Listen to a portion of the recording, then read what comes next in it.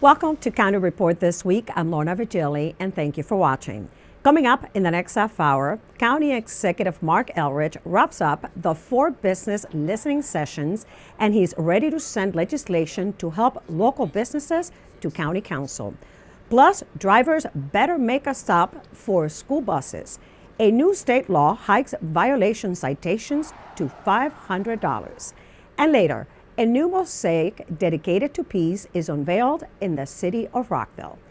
But first, County Executive Marc Elrich and Councilmember Jawando spent 3 hours listening to county residents express their opinions about current police practices and what should be the priorities of a future police chief. The forum was held at Kennedy High School, and attendees got to also participate in a live survey. I'm going to be very brief. My intention is to say as little as possible so that you can make as many comments as possible. So let me tell you what my basic intention is. I wanted to do this forum before he got into the selection of the police chief. I didn't want to do interviews with chief candidates until myself and members of the committee and hopefully the candidates, because I've suggested that if they're not here, they should watch it streaming, and if they don't watch it streaming, they should watch it otherwise, because I'm going to have questions that relate to what kind of comments we've heard from the community. Both elected officials listened carefully during the forum. Residents provided feedback via a live survey. Results of this survey will be utilized to finalize interview questions for police chief candidates. I would like to see that type of cultural sensitivity training while they are in the academy as opposed to after they get out of the academy. The consequences of unconscious bias. I've been seeing it over and over again, and I'm speaking of my own too. I've certainly been learning how I have been unconscious in the past. We need a chief that fully understands community policing. We don't need another jailer. We don't need a warden. We need a humanitarian that understands the law. The timeline for the chief hiring is as follows. For the end of this month, conduct first and second rounds of interviews with candidates. In July, potential candidates will participate in a meet and greet session with community members, some department heads, and the Fraternal Order of Police and police management. The top candidates will be then selected. In August, the county executive will recommend appointment of final candidate to county council for confirmation. County Executive Marc Elrich and Council Vice President Sidney Katz held the last of their 4 business listening sessions this week. The standing room only meeting took place at the Sid Kramer Regional Services Center in Germantown. The sessions are designed to engage the local business community in a grassroots campaign to assist businesses to locate, grow, and prosper in Montgomery County. There were 6 listening sessions in all, and changes to how the county approaches the business community are already being put in place. At this week's meeting, leaders spoke about a new measure that would give procurement preferences to businesses located here in Montgomery County. It's going to be giving a preference to businesses that are in Montgomery County. It makes a lot of sense. Other jurisdictions do it to our businesses. Why wouldn't we do it to help our businesses as well? So that's something that should be, from an economic standpoint, be an extremely good thing for people that are doing business with Montgomery County. We want to make sure that we're transparent, that people have an opportunity to flourish here. I'm a big believer in local preferences, and I'm sure this should be supported by the council, because every dollar that we spend in Montgomery County that stays in Montgomery County multiplies in Montgomery County. County Executive Marc Elrich and County Councilmember Evan Glass honored Pride Month with members of the County Council and leaders of the LGBTQ+ community with a flag raising ceremony at the Executive Office Building's Veterans Memorial Plaza. This is the first Pride flag raising in the county's 243-year history. It's my hope that as an openly gay elected official, I can help create an environment where parents, friends, family members, teachers, and others feel safe being true to themselves and accepting others for who they are. And that is especially true and important for members of our transgender community and the LGBT communities of color. Since 2015, there have been 49 hate crimes reported here in Montgomery County involving sexual orientation or gender bias. Glass is the first LGBTQ plus member of the County Council, and the flag will remain at the Veterans Memorial Plaza through the month of June. Due to 2 recent deck collapses in private homes in the county, the Department of Permitting Services has announced that it will continue to offer free deck maintenance inspections for single-family detached homes, townhouses, and duplex dwellings. Residents can schedule a free deck inspection by calling 311. The inspections are available to all Montgomery County residents, excluding those in the City of Rockville and the City of Gaithersburg, and include a checklist for homeowners to help them maintain a safe and sound structure. For more information about deck safety, visit montgomerycountymd.gov/DPS. A reminder to county residents that a new law went into effect this week that bans smoking in outdoor areas where food is served. The ban applies to patios, decks, and porches. County Council had approved a bill back in March as a public health issue to provide a healthier environment for both patrons and employees. Smoking inside restaurants and bars has been banned since 2003. Restaurants, however, can designate rooftops or balconies for smoking. This ban already exists in the cities of Rockville and Gaithersburg, and now goes into effect across the county. Now, the county law also prohibits smoking e-cigarettes and vaping, and smoking on county-owned or leased property, including bus shelters or bus stop areas, is also prohibited. Enforcement will be complaint-based, and the current fine is set at $50. Coming up on County Report this week, Burtonsville residents joined Montgomery Planning to design the future of this enclave in the eastern part of the county. And the Brewood community celebrates the completion of a watershed restoration project that has taken a decade to improve water quality. Those stories and more when we come back.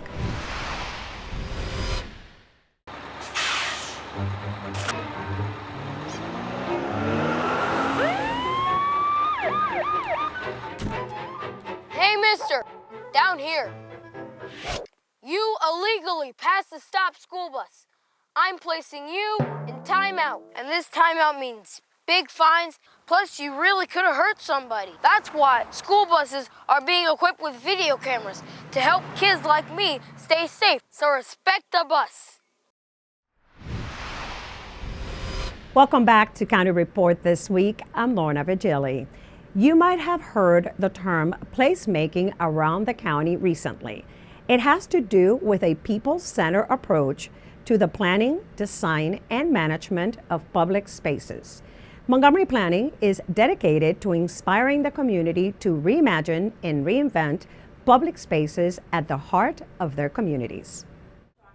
We are at the Burtonsville Elementary School tonight in Burtonsville, Maryland, and we've just finished up a placemaking seminar with the local community to inform them on what the planning department is doing as far as giving some attention to the Burtonsville community and making it an even better place to live, work, and play. Placemaking is really this idea of looking at places that we all share as a community and making them as vibrant and as active as possible so they can become neighborhood destinations that are a reflection of the character and the culture of a community. It's important for all communities to have these kind of places. I'd love to see a walkable area where people can get to know their neighbors, where we're not divided by fast-moving traffic. Just a green space, a community gathering place where you can laugh and play with your dogs and play with your kids and feel safe. I guess I'm kind of concerned with what goes on in Burtonsville. I think we have a lot of traffic problems here, but I'm kind of excited after this meeting so that we can be more of a community and have people come out and be more involved in the community. I I was kind of excited to find out what was going on here today. Anything that gets people out, interacting. It might not be something that I like, but hey, if it gets people in the community to come out, I'm all for it. So we'll have a series of meetings and we'll have these open phone calls with the community. We'll start gathering input and saying, what do you like about the area? What don't you like about it? What's missing? What would you like to see here? And we'll start designing ideas that will help construct for the Better Block itself in the coming months. I think Burtonsville has tremendous potential, and this project is about demonstrating that and showing everybody, including the existing property owners, the local government agencies, and even the residents themselves, maybe some of the possibilities that they haven't seen in their own imaginations. So this is a way to play out what possibly could be here, and I think it's going to show that this could be a really fantastic place. What does the future of Montgomery County look like to you? Thrive Montgomery 2050 is our chance to figure out how Montgomery County can be a great community over the next 30 years. This is an initiative launched by Montgomery Planning in partnership with the County Council, the County Executive, and the community to find out how we respond to future opportunities and challenges in the county. Joining us to tell us more is Wen Wright, the Montgomery County Planning Director. Welcome, and can you tell us more about this initiative? Well, I'm very glad to be here. We are so excited to be kicking off the update to our general plan for Montgomery County, and that effort is called Thrive Montgomery 2050. We have not updated our general plan for over 50 years. And we are looking at how we can move into the next 30 years in a way that will be equitable, sustainable, and economically healthy. We're hoping to get a lot of input and assistance from all of the residents of our county. We want to take a look through this effort at not just how we can maintain the status quo. We're a great place to live now, but we want to get better. We want to figure out how we can thrive as a community.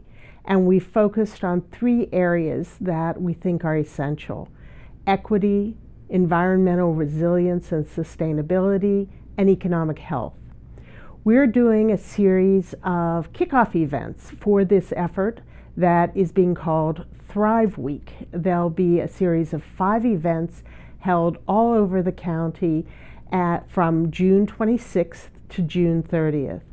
We are a big county and we're diverse, not just demographically, but in the kinds of communities that we have. We have urban, we have suburban, and we have rural communities. And we wanted to reach out through these Thrive Week events to all of those different kinds of communities and to get ideas for the future from all of our residents. We're very, very excited about initiating this effort. We're excited to work with our county council and our county executive to really envision the future and to envision a future that we together can celebrate and succeed in. Thank you very much for being here. And remember, there will be opportunities from June 26th until the 30th for you to participate. For more information, go to thrivemontgomery.com.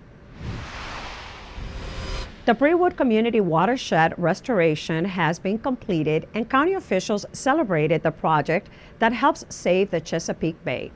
County Executive Marc Elrich was in attendance, recognizing the many efforts to restore the area and reduce the amount of polluted water that would otherwise run into the Anacostia River and the bay.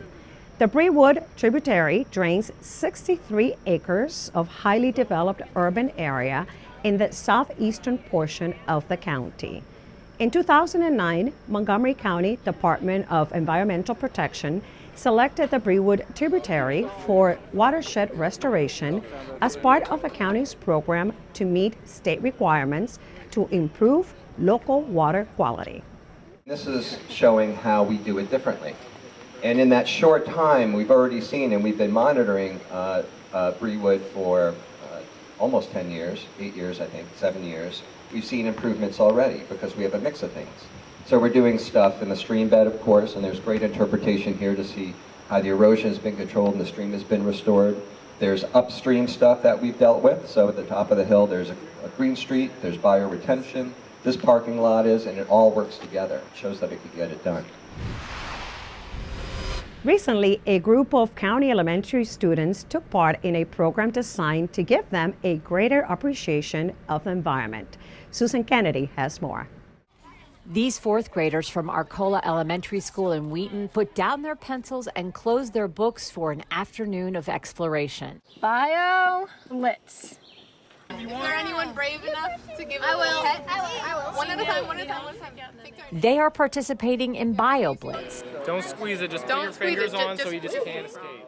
an event where teams of students led by local experts. That is called a mallard duck. We have the Canada geese around here. It's a type of waterfowl, type of water bird. From DEP, county parks, MCPS, and the Audubon Society And I'm a graduate student at George Washington University, and I study ants.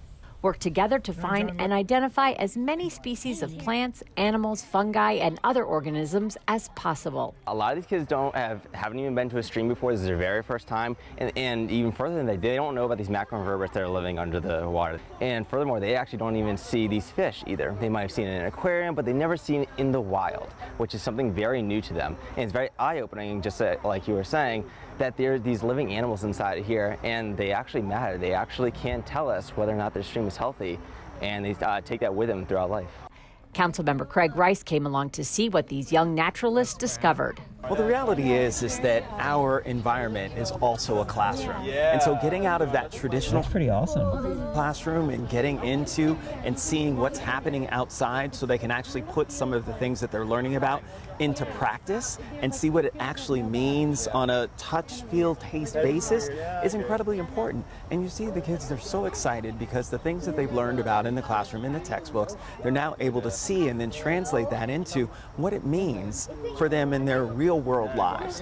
This BioBlitz documented many aquatic and terrestrial critters, including species of fish, crayfish, and other beings found in the waters of the park. Arcola Elementary is just one of the many schools in Montgomery County that participate in the BioBlitz program. It's through this program officials hope to underscore the importance of conservation and highlight the biodiversity of our county. To be able to come out to a stream and see all of the biodiversity that's here, but also understand some of the challenges that are facing that biodiversity and our environment as a whole. So it's a really great opportunity during Chesapeake Bay Awareness Week to talk about, what all of this means for the healthiness of our bay, for the healthiness of our waterways as a whole, and also for our earth as we battle climate change. Coming up on County Report this week, those who do not stop for school buses will soon be paying $500 tickets. We'll tell you about a new state law that has increased the fine for stop violations. And a local elementary school celebrates a Special Olympics field day. Stay with us. County Report this week. We'll be right back.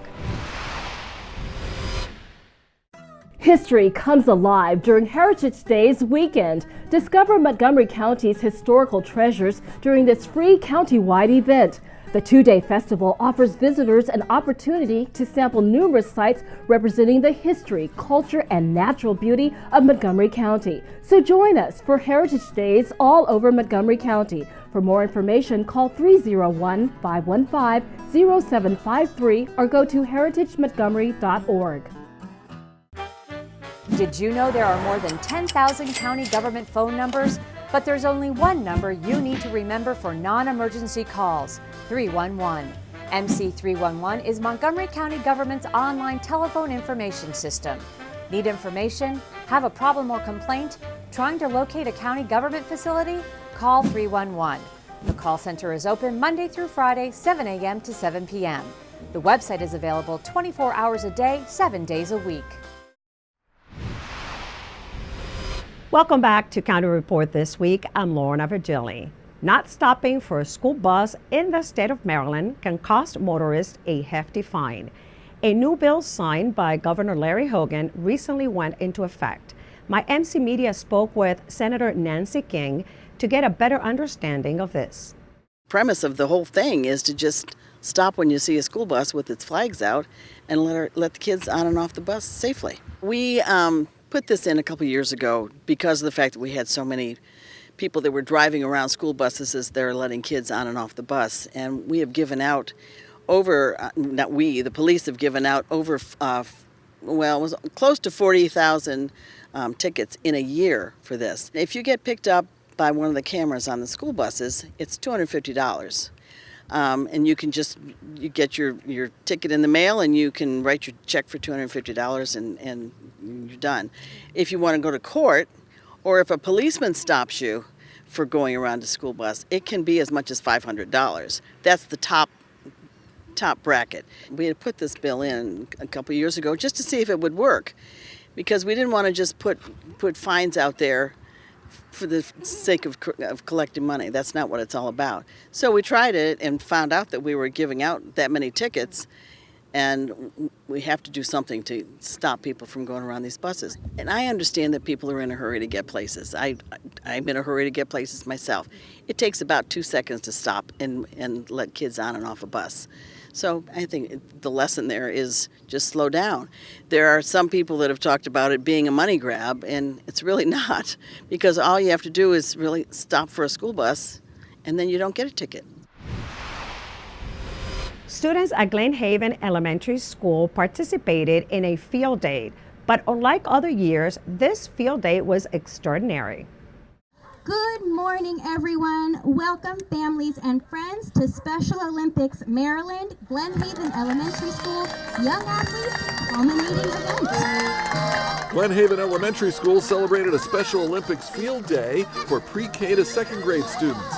This field day was a culminating event of a year-long partnership with Special Olympics of Maryland. The Young Athletes program brings together student athletes with special needs and their non-special education peers to celebrate outdoors in an environment of activity, sports-themed activity, that really results in creating an interactive, inclusive community of dignity and respect. It's really important that all of the kids see that everyone is capable of doing everything and that we can be together as one big community supporting each other. And if a child has something that's difficult for them to do, they have friends there with them to support them and make it possible. So I think one of the most important takeaways I want students to come away with is that there are more things the same about kids than there are differences. And there are many different kinds of differences, and to recognize that the disabilities that some people see on the outside, that doesn't change all the things that we have the same on the inside. So that they like to have fun together, they like to play, they like to win, they like to be together. Those are all things kids share. Through the Young Athletes program, teachers were trained, receiving resources and toolkits to support their students to develop motor skills and to promote the joy of play and physical activity. Our classes have been working with Special Olympics all year. We're part of their program to help with gross motor skills for our students. So everything that we're doing has led up to this day. And it's really important because these kids now feel like they belong, and there's no difference between them and the rest of the school. So they really feel like a team, and they feel like this is part of who they are as students. You are amazing. I like it because it gives me a new personality and it gives me new hobbies. I love field day! They might have encountered trouble in their young lives, but some inmates at a local facility just passed a big milestone into getting things back on track. The Montgomery County Correctional Facility in Clarksburg, Maryland, recently held the 13th annual commencement for the Model Learning Center. Proud family members watched as 12 inmates walked the stage, having completed their GED or high school diploma. MC was able to serve 967 learners during FY19, seeing 29 of them complete the program. This graduation is a wonderful collaboration. We're looking to expand programming to bring more courses on site. This program has helped me out more than I can believe. Stuff that I didn't retain when I was outside, I retained perfectly like it wasn't anything new. Several Montgomery College faculty members taught students in the program as MC extends beyond its campuses to educate members of the county. It's one of our community engagement centers where we bring the resources of the college out to underserved populations, where the college has been able to provide courses and even provide scholarships for inmates that are being released. It's a great opportunity to give them a second chance. No student gets to get left behind. Nobody's expendable, no one is irrelevant. We were able to work with these young men, because this year we had all male graduates, and help them in a short time get a credential that will allow them then to have mobility when they come out. It's the best thing. That's how we stop the cycle. As one of the partners in the program, Montgomery College will continue to work with others to bring resources that assist people in improving their lives. They help us to define better ways to be able to meet learning challenges of the individuals that we're serving, where you give people hope that there's an avenue and a way. For anybody that's in this place, I just say it's really the best opportunity for you to get yourself better than when you go back out. For County Report This Week, I'm Dan Rankin. Coming up on County Report this week, would you like to learn more about the county's history? Then you cannot miss Heritage Days, taking place at the end of the month. And a new work of art about peace is the creation of hundreds of kids. We'll tell you how it will be exhibited. Stay with us, we'll be right back. What will Montgomery County look like in the year 2050? This is our chance to figure out what the future of the county can be and how it will grow so that every resident can have the opportunity to thrive. Montgomery County can be a place where we invest equitably in our communities to make them vibrant and safe for all ages and incomes to work, live, and play. Together we can set a vision for the infrastructure that connects our residents and creates a roadmap for a more sustainable, responsible, and prosperous county. Let's plan our future together.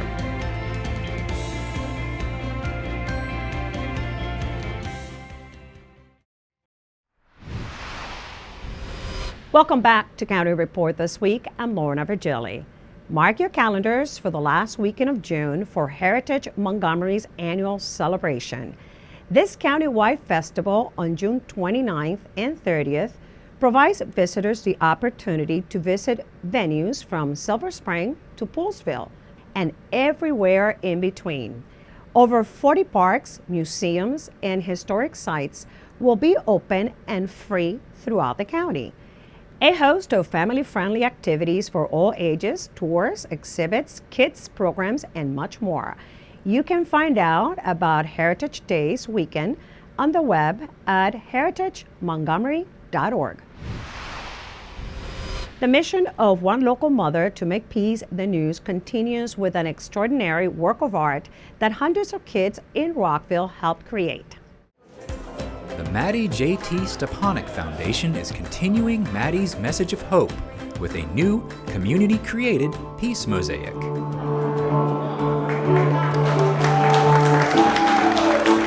It was unveiled at the Mosaics and Music event at Dawson's Market, featuring food, drink, and conversation. Because peace is possible when we're working together. Maddie was an angel and his dream was for peace. He had high hopes and now his dreams have been our reach.